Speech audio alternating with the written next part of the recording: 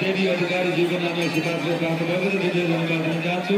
त्यसैले ललितपुर नगरपालिका प्रमुख श्री तरिमयी मर्दनज्यूबाट उहाँकी स्वर्गीय माता फुलमाया मर्दनज्यूको नाममा 100 रुपैयाँ प्राप्त भएको छ। धेरै धन्यवाद दिन चाहन्छौँ।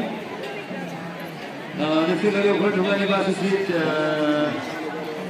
देवबहादुरको ज्यूबाट दिपमाया बुटुवालको नाममा 110 रुपैयाँ सहयोग प्राप्त गरेको धेरै धन्यवाद दिन चाहन्छौँ।